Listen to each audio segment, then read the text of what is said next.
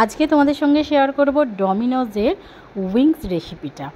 যদিও আমি এখানেতে চিকেন উইংস নিইনি, আমি এখানে টোটাল চিকেনই নিয়েছি, মানে উইথ বোন উইদাউট বোন টোটাল এইভাবেই নিয়েছি। একদম যেরকম পকোড়ার পিস হয় সেইভাবে করে নিয়েছি। এখানে 700 গ্রামের মতন চিকেন আছে, তবে খেতে হবে কিন্তু একদম ডমিনোজের চিকেন উইংসের মতন। তো চলো কিভাবে করেছি শেয়ার করি। আমি এখানে 700 গ্রাম চিকেন নিয়ে নিয়েছি। এবার এর মধ্যে আমি দই দিয়ে নিচ্ছি। দইতে আমি টক দইতে আমি কিছুটা জল মিশিয়ে নিয়েছি। মিশিয়ে নিয়ে আমি এর মধ্যে দিয়ে দিচ্ছি, এখানে মানে বড় চামচের এখানে 3 চামচের মতন আমি এখানেতে দই নিয়েছি। তাতে আমি জল দিয়ে নিয়ে ভালোভাবে ঘোলের মতন করে নিয়ে এর মধ্যে দিয়ে দিয়েছি। এবার আমি এর মধ্যে দিয়ে নিচ্ছি গোলমরিচের গুঁড়ো, তার সঙ্গে দিয়ে নেব আদার গুঁড়ো। তোমাদের কাছে যদি আদা গুঁড়ো না থাকে তোমরা আদা বাটাও ইউজ করতে পারো। এবার দিয়ে নিচ্ছি রসুনের গুঁড়ো। রসুনের গুঁড়োটা আমি আদা গুঁড়োর থেকে বেশিই দিচ্ছি। এবার দিয়ে নিচ্ছি আমি এখানেতে পিৎজা যে অরিগ্যানো যে মিক্স হার্বটা থাকে সেটা আমি এখানে 2 চামচের মতন দিয়ে নিয়েছি। এবার আমি এর মধ্যে দিয়ে নেব একটু পিষে নেওয়া জোয়ান আর তার সঙ্গে পরিমাণ মতন নুন। এবার আমি এর মধ্যে দিয়ে নিচ্ছি কিছুটা পরিমাণ চিনি। চিনিটা দিলে কি হবে, যে টক দইটা দিয়েছি সেটাতে ব্যালেন্স হয়ে যাবে।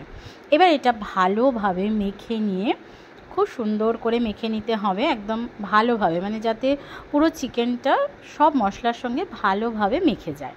এইভাবে মেখে নিয়ে আমি এটাকে ওভারনাইট ম্যারিনেশনেতে রেখে দেবো।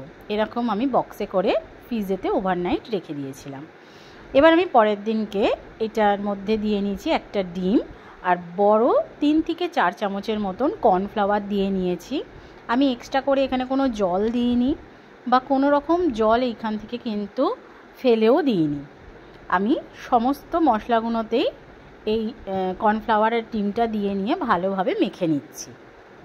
এটাকে ভালোভাবে আমি মেখে নিচ্ছি। আর চিকেনটা যেহেতু ওভারনাইট এইভাবে ম্যারিনেশনেতে ছিল, সেহেতু এই চিকেনটা হতেও খুব তাড়াতাড়ি হয়, মানে খুব তাড়াতাড়ি ফ্রাইও হয়ে যায় আর সিদ্ধর তো কোনো প্রবলেমই হয় না, যেহেতু ওভারনাইট ম্যারিনেশনেতে ছিল। তো চলো, এখানে সাদা তেল দিয়ে নিয়েছি কড়াইতে। প্রথমে তেলের আমি মানে ফ্লেমটাকে একটু জোরে দিয়েছিলাম, হাই ফ্লেমেতে ছিল, তারপরে চিকেনগুলো দিয়ে মিডিয়াম টু লো ফ্লেমে করে দিয়ে আমি চাপা দিয়ে নিয়েছি, যাতে এক পিঠটা ভালোভাবে হয়ে যায়। দেখো এটা একদম এক পিঠ হয়েও গেছে, আর বলেই দিলাম সিদ্ধর কোনো ব্যাপারই নেই, এটা ম্যারিনেশনতে ছিল, সিদ্ধটাও খুব সুন্দর হয়েছে। এটাকে ভেজে নিয়ে এবার আমি তুলে নেব। তো চলো এইভাবে সবগুলোই করে নিই। এখানেতে আমার সবগুলোই ফ্রাই হয়ে গেছিলো, দেখো একদম রেডি। এই চিকেনটা খেতে একেবারেই ডমিনোজের চিকেন উইংসের মতন হবে। তোমরা অবশ্যই ঘরে তৈরি করবে, দেখো কতটা জুসি তৈরি হয়েছে। আর অবশ্যই জানাবে যে তোমাদের কীরকম লাগলো রেসিপিটা। ভালো লাগলে একটা ভালোবেসে শেয়ার করবে। আর অবশ্যই সবাইকে চাইবো যে একটু ফলো করে রেখে দিও, যাতে নেক্সট রেসিপিটা খুব তাড়াতাড়ি তোমরা